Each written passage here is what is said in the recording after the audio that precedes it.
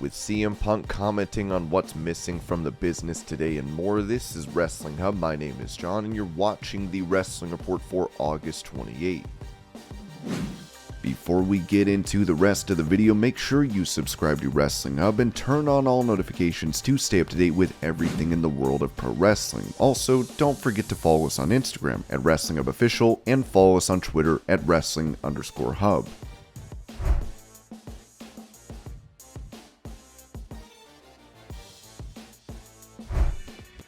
Despite having his knees replaced following his retirement from pro wrestling, WWE Hall of Famer Kurt Angle revealed on his podcast that he still thinks about making a comeback. I'm not gonna lie to you, the thought of a return comes across my mind here and there every once in a while, but I just had knee replacements. I'm in no position to think about wrestling right now. It's been 2.5 months since I had my knees replaced, both at the same time. It's a little rough doing both of them at the same time, but you know what? I'm not gonna count out anything. I've told so many reporters and people from the news that I was done, but there is a chance that I might end up coming back. I don't know when, but it'll probably be for one last match. I guess I'm putting it out there tonight. I didn't want to do that until my knees got better, but I'm not gonna lie to you. I think about it all the time. I possibly could return, yes.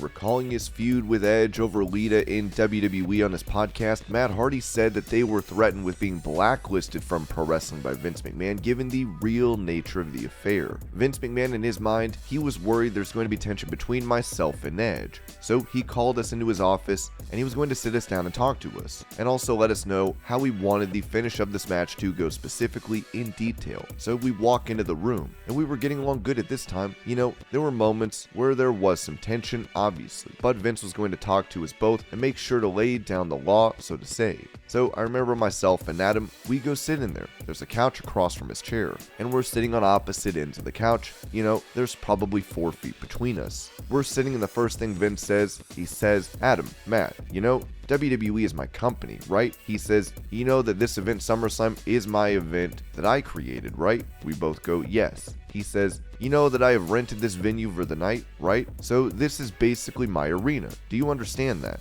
We go, "Yes." He said, "You know, the wrestling ring out there, that is my wrestling ring. Do you understand that?" He said, "I'm going to tell you about this right now. If either one of you go out there tonight and try and take liberties with each other, if you try and intentionally hurt one another, I am the most powerful man in this industry. I promise you, neither one of you will ever work a day in this industry again. Do you understand?" We go, "Yeah, sure, we understand."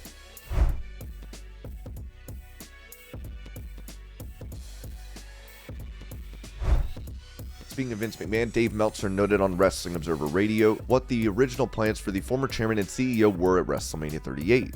I mean, the thing with, you know, the Vince and McAfee thing, which did not happen, though it was supposed to. I remember the people in the company were like, because the original idea of the Vince McMahon Pat McAfee interview was to do the angle, and they didn't do it at all, really. And I remember people from the company going like, you know, whatever it was, maybe Pat or Vince, it was one of them who didn't want to do it that way, so they changed. I was told right after they were going to do an angle there, and it didn't happen. But I was told Vince is still, the idea of Vince doing the match itself probably wasn't decided until the very end, because I kept being told Vince is involved, he will do something, there will be an angle, but what he does, whether it's a match or not, is something that'll probably decide at the last minute. As far as them going there and doing those angles, that was always going to happen. The original plan in February was a Vince McMahon match and the Steve Austin match, and then as March went, being Vince is very old and Steve hadn't wrestled in years and years and years, and you have your doubts, and you don't know what you're going to do, and both of these guys are going to decide what they're going to do, and Steve is an incredibly prideful man, and he was not going to go in there to fail. Like, if he was going to do a match, it had to be a good match.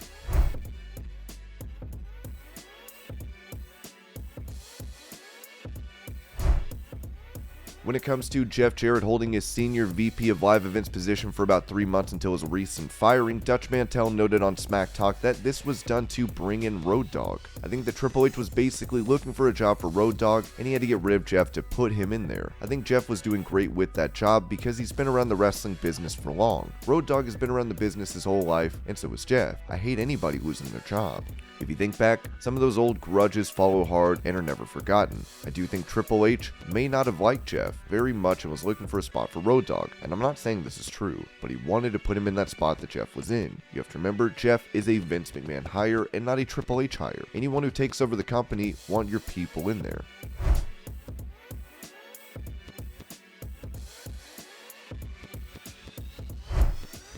Talking about Johnny Gargano making his way back to WWE on Raw last week, Vince Russo blasted Gargano on his podcast when being compared to Bret Hart and Shawn Michaels. What you're talking about, Chris, is it's not that Bret Hart and Shawn Michaels were larger than life. They presented themselves as stars, not as the guy washing dishes in the back. If Bret and Shawn would have come out like a guy washing dishes in the back, the response would have been the same. This guy is coming in with jeans cut in the knees and sneakers. You look like a jabroni, man. Did Bret Hart or Shawn Michaels ever come out looking like that? Never ever, bro. Even when they were in street clothes, they looked like stars. I've never seen a Johnny Gargano match. I never will see. I wouldn't waste a minute of my time watching this guy wrestle because of the presentation alone. I'm not interested in you. What are you giving me here? A guy in a t-shirt and jeans that changes diapers? What were the marks chanting? I didn't even know what they were chanting.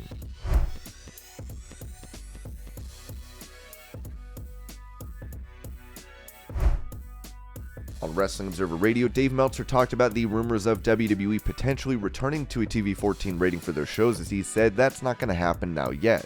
That was one of the new things. Andrew knows the whole story, but there were memos and everything. I mean, it was planned. And I think it's the new regime, and that could be Stephanie instead of Vince. Vince maybe was considering it. Stephanie's thing is, we don't need it. And they don't. Before, when things were down, things were declining, you kind of go, what can we do to reverse the decline? When things are going up and haven't done it, you don't have to go like, hey, we got to come up with some ideas to make things go up.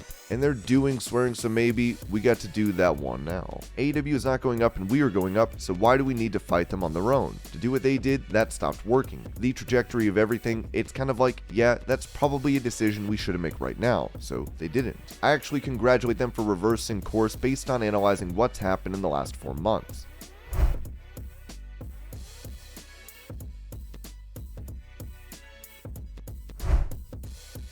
Also in the Observer, it was said that WWE talent are happier now that they do not have to deal with certain issues surrounding Vince McMahon. It really hit that Vince really was a hindrance. People kind of speculated and everything, but when you see the difference in the mood over there and you see, I think it's a better product. But for the most part, there are exceptions. There too, because there are people who are close to Vince, but for the most part, the town is very happy because a lot of the weird Vince-isms are gone that didn't need to be there. A lot of weird stupidity. You don't call it wrestling stuff. That stuff's out the window. I think we're done with that, and it's just weirdo stuff.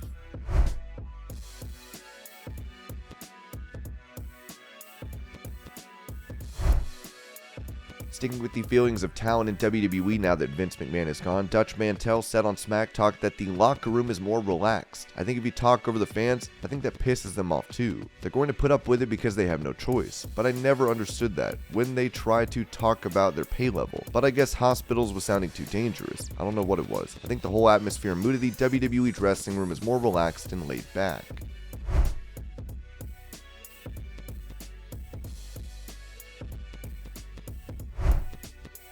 In an interview with Sports Illustrated ahead of his match against Moxley last week, CM Punk explained the biggest thing that is missing from the world of pro wrestling today. I don't write stuff down ahead of time, I just talk. That's one of the biggest things that's missing from pro wrestling. It's letting people go out there and talk if they know what they're doing. It can be magic. Of course, during that title unification bout on Dynamite, Moxley would squash a seemingly injured Punk in about 3 minutes, as a future match between the two seems likely.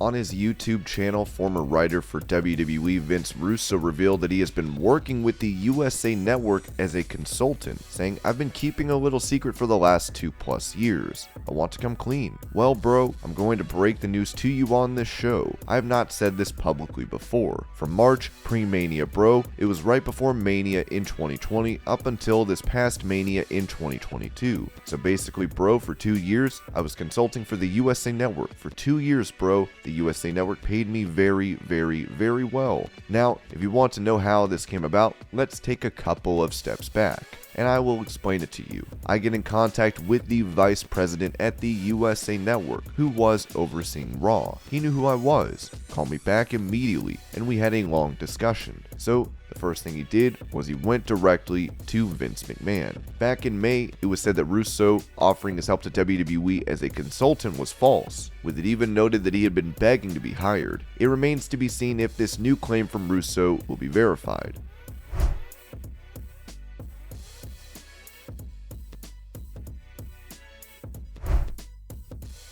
Speaking on his podcast, Kurt Angle, who won the Olympic gold medal for freestyle wrestling in '96, revealed why he did not take part in the Olympics for 2004. Yes, I was seriously considering it. I thought about it day and night all the time. The problem is what Dave Meltzer said, he's right. If I would have won the Olympic gold medal in 2004, I would have become the biggest star of all time. But if I don't win the Olympic gold medal, even a bronze or a silver, I'm screwed. So I didn't want to take that chance by leaving the company and going to the Olympics, and it was a long shot. I mean, really for me to win the gold medal, I was like 1,000 to 1 odds. It really was because I was out of the sport for 8 years, and come back and get yourself ready, it's going to take a lot more than a year of training to do that. And this was your Pro Wrestling News Update. I hope you're all having a great day. Thank you so much for watching, and I'll see you later.